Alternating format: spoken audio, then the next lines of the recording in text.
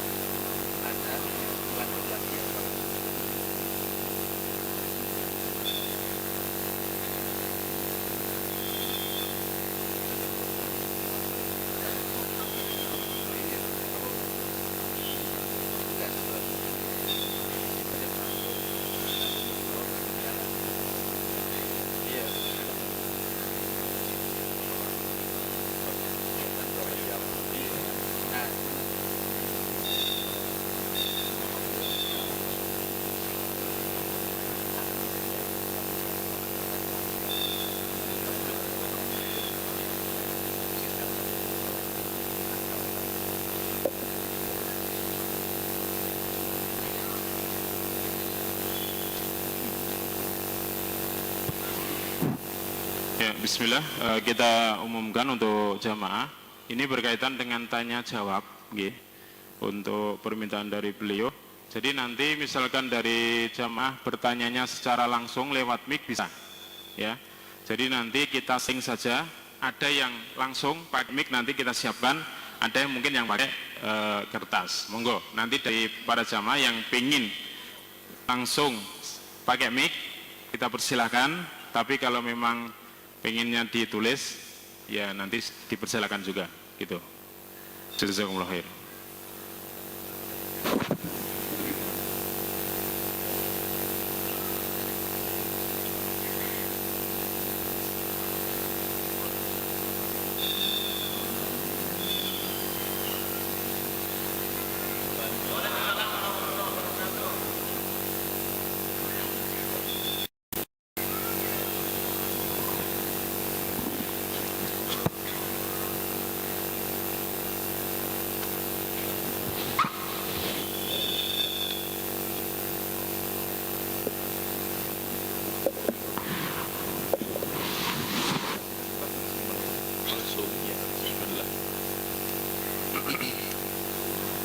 Sampai berapa menit? Sampai jam 12 Mas. Pemaparan sampai jam 12 Mas.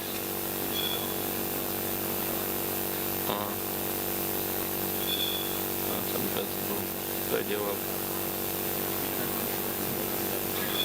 Sampai 1/4 berarti semuanya.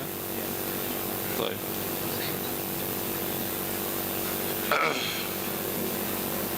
Assalamualaikum warahmatullahi wabarakatuh. Alhamdulillah rabbil alamin wa bihi nasta'in. Asyhadu an la ilaha illallah wahdahu la syarika lah wa asyhadu anna Muhammadan abduhu wa rasuluh arsalahu baina yaday sa'ati basyiran wa nadhira وداعيا إلى الله بإذنه وسراجا منيرا اللهم صل وسلم وبارك وأنعم على هذا النبي الكريم نبينا محمد وآله وصحبه أجمعين وبعد إخواني وأخواتي في الله InsyaAllah dalam beberapa waktu yang singkat ini kita akan bedah buku Harta Haram Muamalat Kontemporer. Atau mau bedah bagian mananya?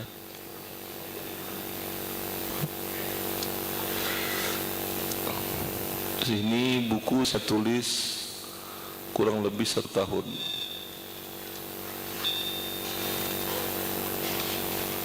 Kemudian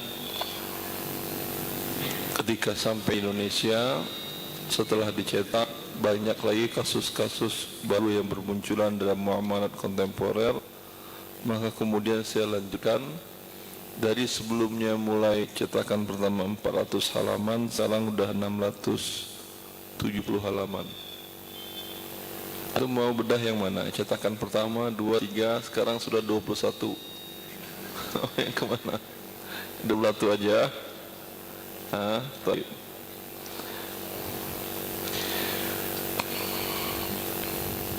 Ini kenapa saya menulis bukunya dengan judul Harta Haram?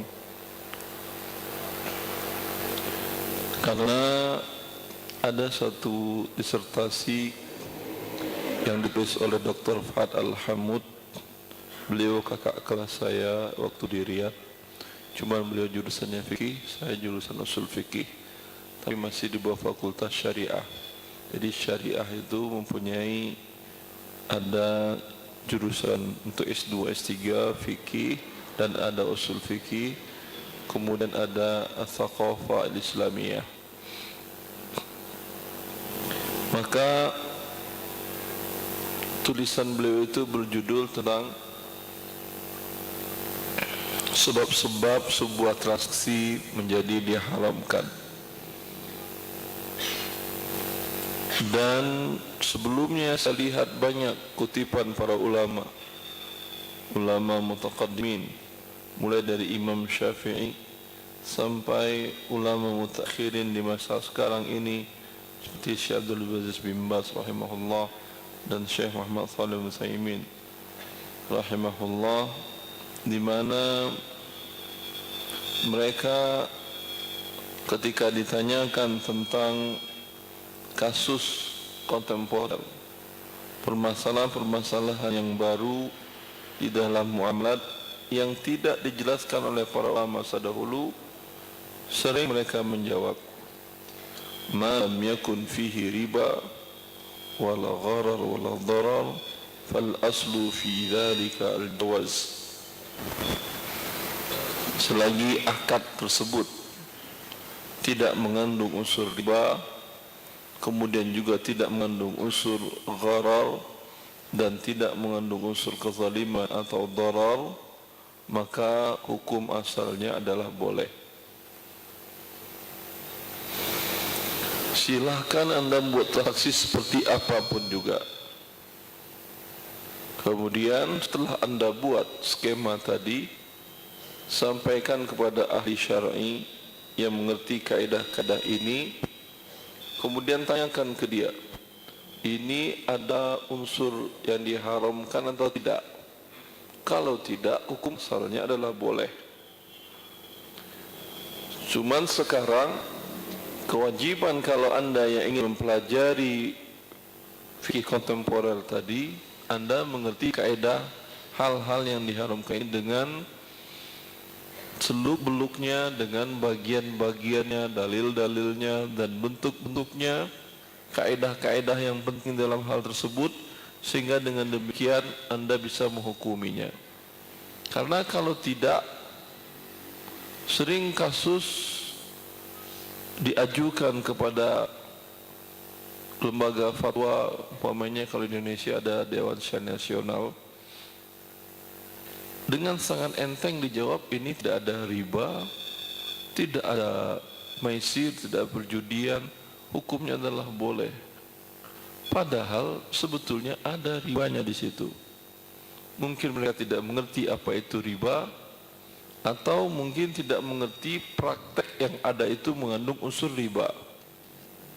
Ya, karena tampak luarnya mungkin tidak ada unsur riba, mungkin tampak luarnya jual beli.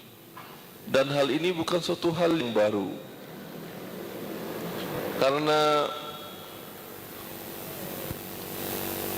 satu kasus yang masyhur, yang karena itu sebagian ulama berbeda pendapat tentang jual beli tersebut, di mana salah seorang wanita sahabiyah, beliau bernama Zainab, menjual budaknya kepada suaminya dengan waktu tempo tidak tunai seharga 800 dinar.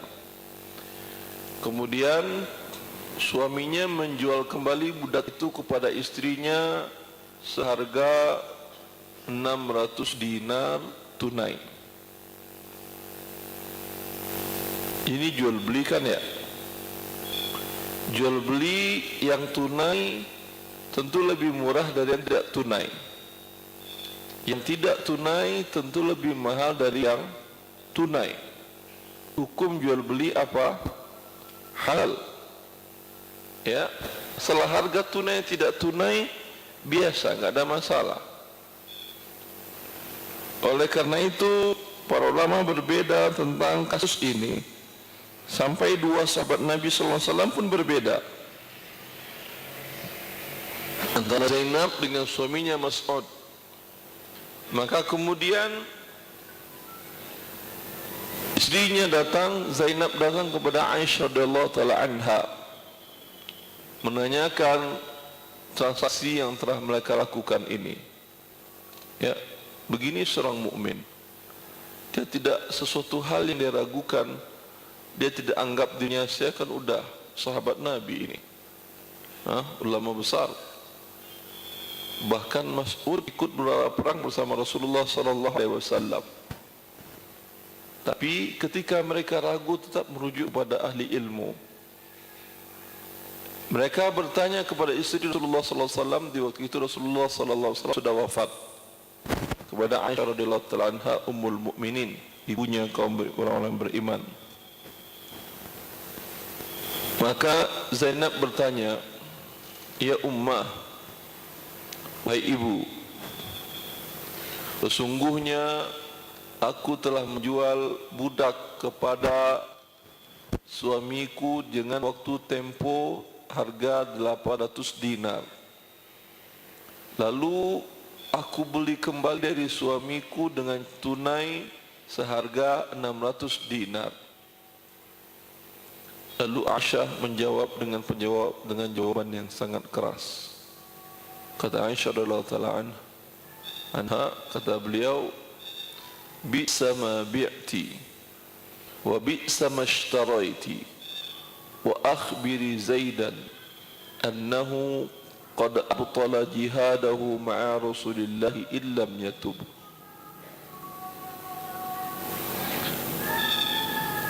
Penjualanmu kepada suamimu penjualan yang buruk, kemudian engkau kembali pembelian yang buruk. Beritahu suamimu Zaid, transaksi yang dilakukan ini telah menyebabkan pahala jihadnya bersama Rasulullah sallallahu alaihi wasallam batal, kecuali dia bertaubat. Berarti mereka sedang melakukan apa? Sehingga Aisyah marah semurka-murkanya. Padahal dia kan jual beli kan ya? Jual beli halal atau haram? Halal. Lalu kenapa Aisyah marah-marah? Ada yang bisa jawab?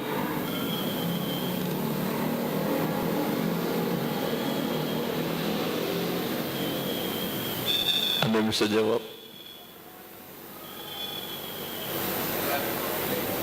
Kenapa? Harga beda, karena itu Aisyah marah-marah.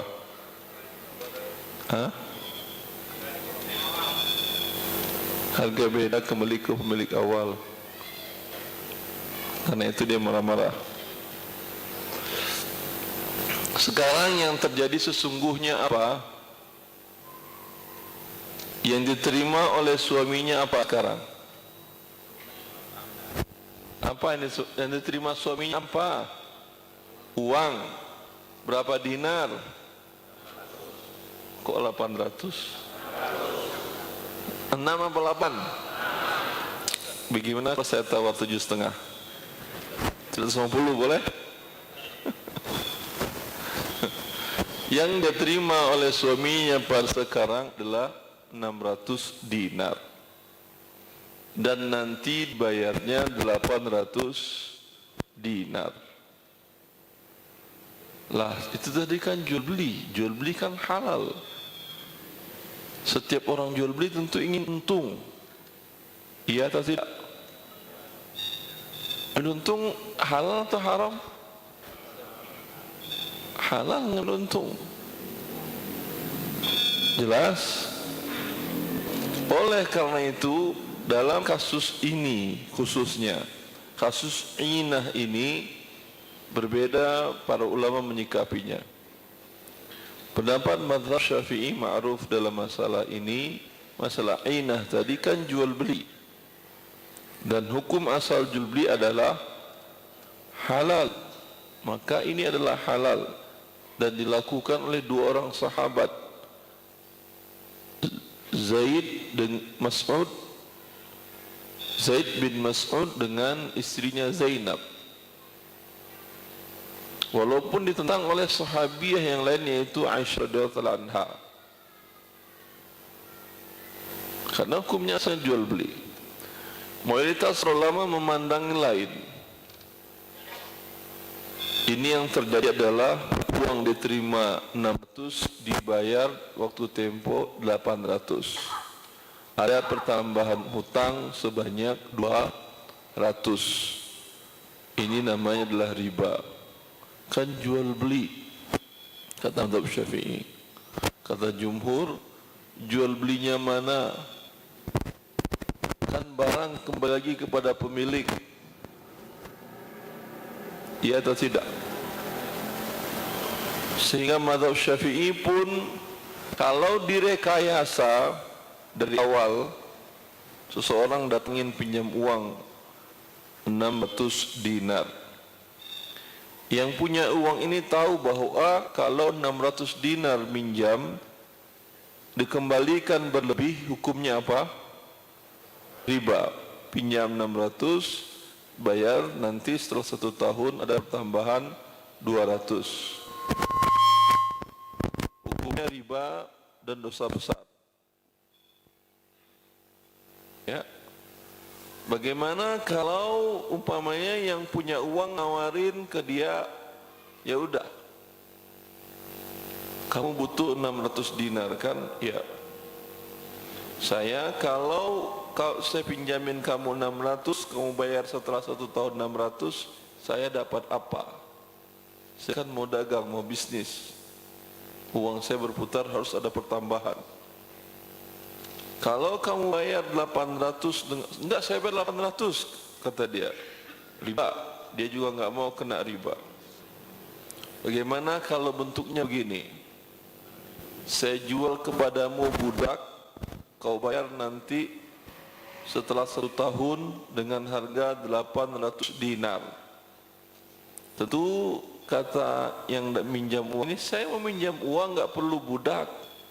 Kau jual lagi budak itu ke saya 600, dan kau dapat uang 600. Oh iya ya, kata dia. Hah? Ini berarti kan direkayasa kan?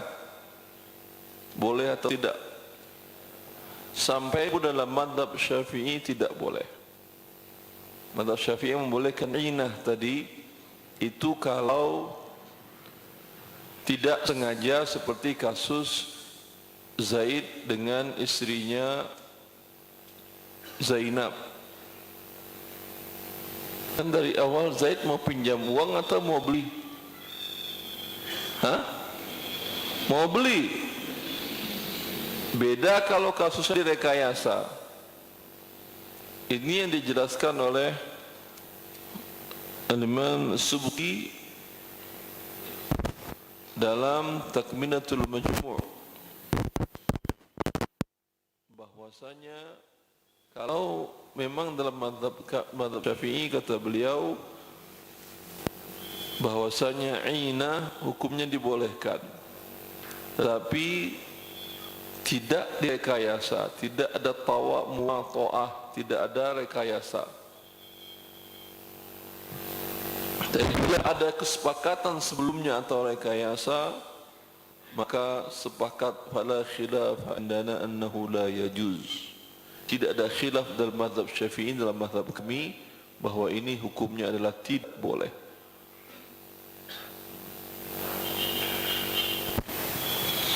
Jelas? Dan ini ada di beberapa produk lembaga keuangan yang sifatnya inah ini, yang bentuknya inah ini, pengelabuan riba ini. Maka tugas kita memang hukum asal dari setiap transaksi itu boleh, tetapi bukan berarti setiap transaksi hukumnya boleh. Iya atau tidak? Hukum asal makanan halal atau haram? Tapi apakah setiap makanan halal? Tidak. Kapan Anda nyatakan ini tidak halal? Ini air halal atau tidak? Maaf, ada merek, ya ada merek, ribut orang. Bisa Rondi bilang merek itu nggak halal katanya nanti. Ini air putih, air minum halal atau tidak? Tunjuk tangan yang bilang halal. Anda tahu bahwa ini menggunakan saringan, menggunakan arang babi. Masih halal? Lah, sekarang kok haram? Jadi halal dalam waktu 1 menit, 1 detik bisa berubah ya ijtihad Anda.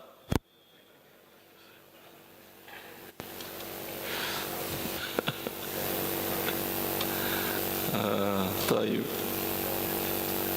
Jadi hukum asalnya memang halal, tapi apakah ini langsung halal?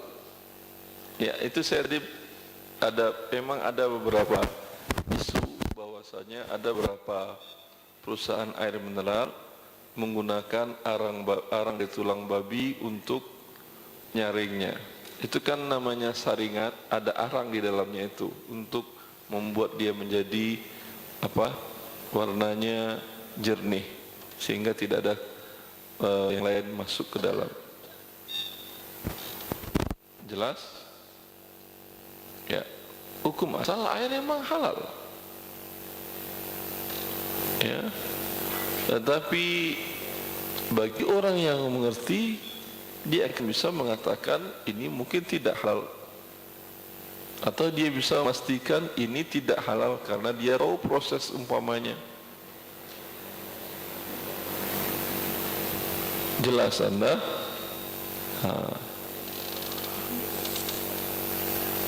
Afwan Ustaz, jeda sebentar. Ya, silahkan.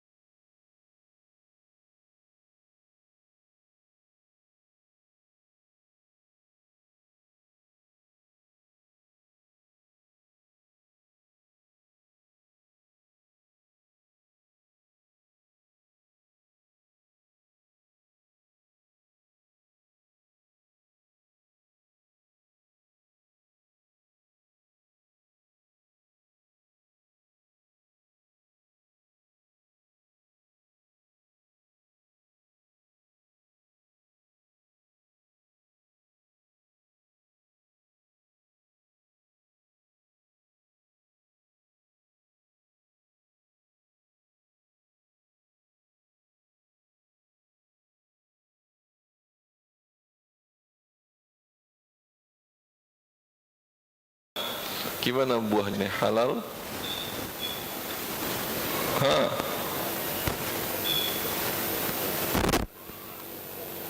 Halal atau tidak? Astagfirullah. Ya. Nanti kita jawab, udah habis 5 menit Ustaz. Nanti dijawab. Sekarang makan aja dulu, minum dulu aja. Nanti baru jawab. Assalamualaikum warahmatullahi wabarakatuh. Ya, jazakumullah khair. Untuk sesi yang pertama insya Allah sudah disampaikan oleh beliau. Dan ini insya Allah kita persiapan untuk sholat zuhur secara berjamaah untuk jamaah sekalian. Ini nanti dimohon untuk persiapan, saya sudah berwudu semua ya. Jadi nanti yang belum berwudu silahkan untuk segera berwudu. Nanti supaya mulainya tidak terlalu molor. Harapannya seperti itu. Dan silahkan kalau ada yang mau makan atau minum silahkan. Nanti insya Allah untuk kajian berikutnya supaya lebih khidmat ya, untuk mendengarkan apa yang beliau sampaikan. Dan sebentar lagi insya Allah akan kita mulai, insya Allah seperti itu. Jazakumullah. Dan mohon sesi selanjutnya jangan ada yang absen. Nanti baru setengah dengar, oh ini haram, ini haram, ini haram. Jawabannya kan belum bisa jawab. Masya Allah.